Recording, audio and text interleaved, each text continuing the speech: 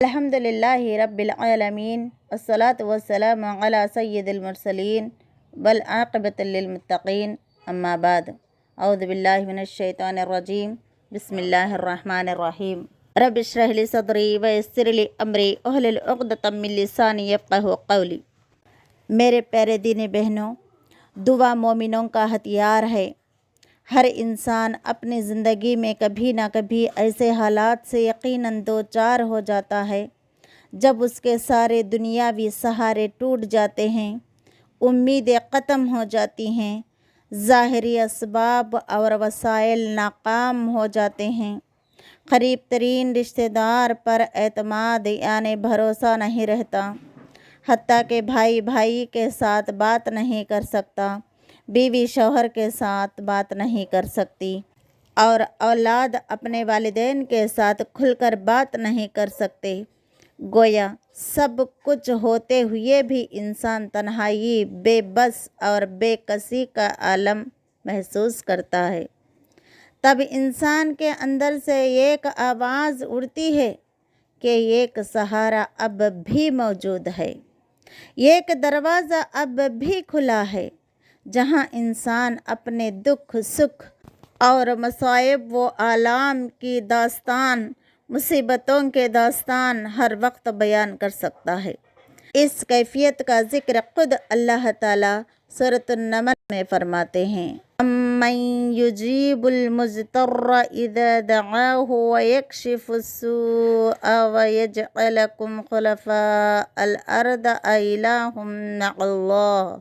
بھلا کون ہے جو بے قراری کی دعا قبول کرتا ہے جب وہ اسے پکارتا ہے اور اس کی تکلیف دور کرتا ہے اور زمین میں تمہیں خلافت عطا کرتا ہے؟ یہ کام کرنے والا اللہ کے سوا کوئی اور بھی ہے؟ مسند احمد کی حدیث سے ہمیں یہ بات پتہ چلتی ہے کہ اللہ کے نبی صلی اللہ علیہ وسلم کی خدمت میں ایک شخص حاضر ہوا اور عرض کیا، یا رسول اللہ صلی اللہ علیہ وسلم، آپ ہمیں کس چیز کی طرف دعوت دیتے ہیں؟ آپ صلی اللہ علیہ وسلم نے ارشاد فرمایا، اللہ کی طرف جو اکیلا ہے، جس کا کوئی شریک نہیں۔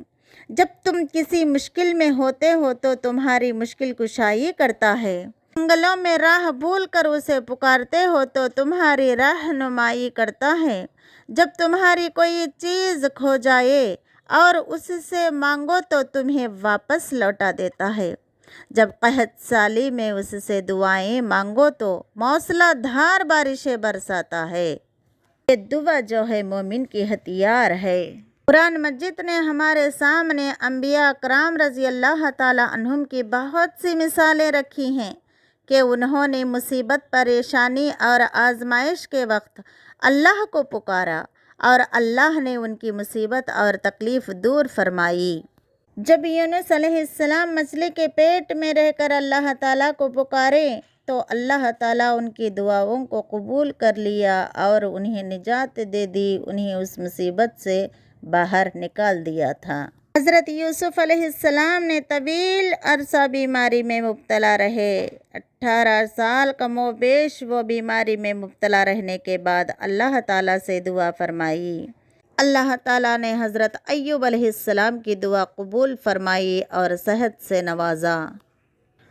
انبیاء کرام اور اہل ایمان پر دعوت حق کے راستے میں یعنی توحید کی دعوت جب دیتے رہے تو اس وقت بڑی بڑی کٹھن آزمائشیں اور مصیبتیں ان پر آئیں۔ قوم کے لوگوں نے کسی کو قتل کرنا چاہا، کسی کو سنگسار کرنا چاہا، کسی کو جلا وطن کرنا چاہا، کسی کو قید کرنا چاہا، کسی کے ہاتھ کاٹنے چاہے۔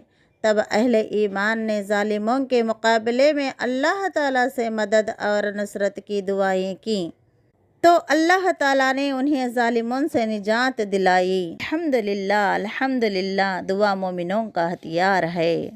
رسول اکرم صلی اللہ علیہ وسلم مکہ مکرمہ میں مسلسل 13 سال تک مصیبتوں میں زندگی بسر کرتے ہوئے رہے، جد و جہد فرماتے رہے۔ بالآخر اہل مکے کے غیر انسانی اور ظالمانہ سلوک سے تنگ آ کر وہاں سے طائف کی طرف تشریف لے گئے۔ طائف کے لوگ ان کی بات نہیں مانی، توحید کے پیغام کو قبول نہیں کیا، اللہ کے نبی صلی اللہ علیہ وسلم کو شدید تکلیف پہنچائی۔